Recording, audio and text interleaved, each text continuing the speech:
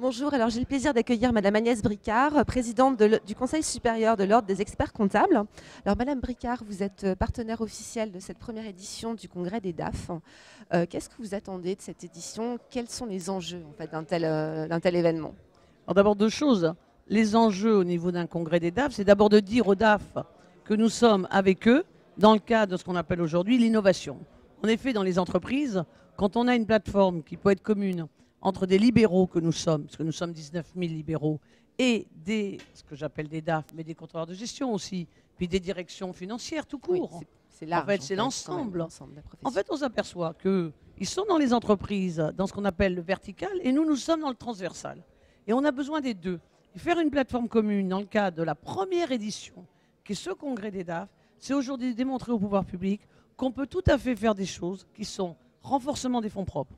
Ça, c'est le premier point. Qui sont aussi tout ce qui est restructuration, tout ce qui est croissance externe, en disant il y a ceux qui sont à l'intérieur, qui remontent justement les éléments qu'ils connaissent, et ceux qui sont à l'extérieur et qui apportent les choses que les DAF ne font parfois qu'une seule fois. Quand vous faites qu'une seule fois, ce que j'appelle une restructuration, vous n'avez pas besoin d'ouvrir un service. Donc vous allez externaliser auprès des libéraux.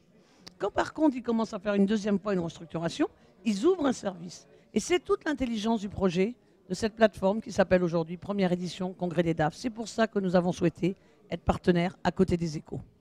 Alors, je fais appel maintenant peut-être à votre expertise comptable.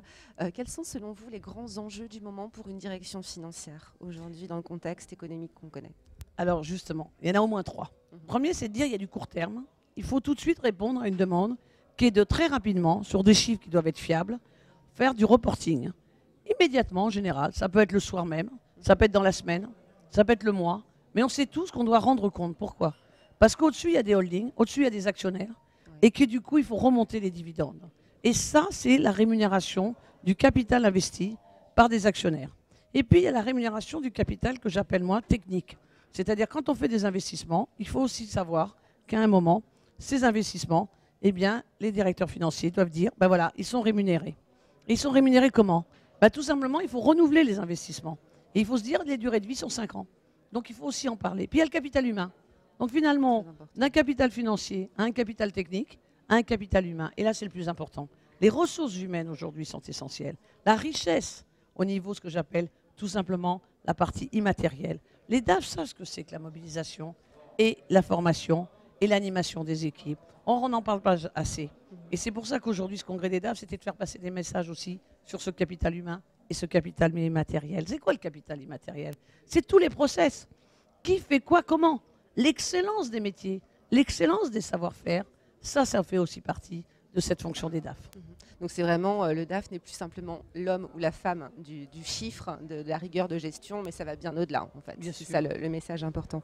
Alors vous œuvrez depuis assez longtemps maintenant sur le rapprochement du monde des DAF et celui des experts comptables.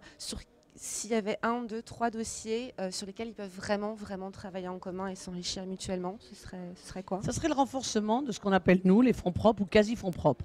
Aujourd'hui, on a des entreprises qui manquent, dans le cadre des projets à l'international ou des projets tout court de croissance externe, qui manquent de fonds propres ou de quasi-fonds propres. Et on s'aperçoit que nous, les libéraux, on a beaucoup œuvré sur des partenariats, notamment avec CDC Entreprises, FSI, et que quand on regarde, y compris aux EO, les prêts participatifs, on peut leur apporter ce que j'appelle des référents.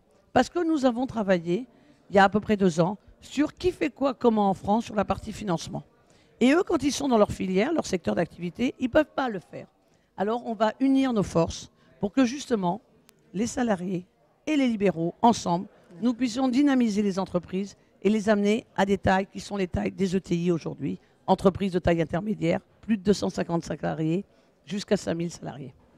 Il y a une question que j'aimerais vous poser peut-être pour conclure, un sujet important dont on ne parle pas beaucoup, je sais que vous, ça vous tient à cœur, c'est la parité, la place des femmes dans la gouvernance des entreprises. Où est-ce qu'on en est aujourd'hui?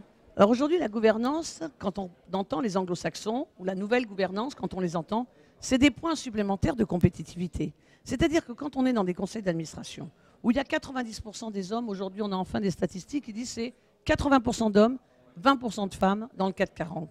On s'aperçoit qu'il y a beaucoup de non-dits. Parce que le propre de l'homme en politique, c'est de faire des non-dits. Et le propre de la femme, qui manque de temps, parce qu'elle a une vie professionnelle, elle a une vie privée, et parfois elle a aussi une vie syndicale. Alors il faut qu'elle pose les bonnes questions. Et le temps, c'est important aujourd'hui. Et quand les femmes posent les bonnes questions, elles bougent les lignes. Et la nouvelle gouvernance, c'est de savoir bouger des lignes pour avoir quelques points de croissance supplémentaires. D'où la loi Zimmermann, les 40% qui doivent être dans les conseils d'administration. Aujourd'hui, c'est le monde privé. Mais depuis février 2013, sachez que c'est aussi dans le monde public. Et que du coup, quand on a 1200 établissements publics nationaux qui s'appellent la météo, les voies navigables, le CNRS, le musée du Louvre, le château de Versailles, sachez-le, c'est également en 2018 qu'il y aura 40% des femmes. Et c'est pour ça qu'on a créé la Fédération des femmes administrateurs, en mettant aussi bien le public et le privé. Il y aura une seule plateforme. Et quand les hommes nous diront « mais où sont les femmes compétentes ?» Eh bien, il y aura un seul vivier. Et nous, on dira ensuite « mais vos hommes administrateurs, il faudrait peut-être professionnaliser le statut d'administrateur. » Donc nous irons aussi sur ce qu'on appelle une bonne régulation. Donc des vastes chantiers encore en cours, donc on aura sûrement l'occasion de reparler l'année prochaine. Avec grand plaisir pour la deuxième édition. Merci beaucoup, Madame Ricard.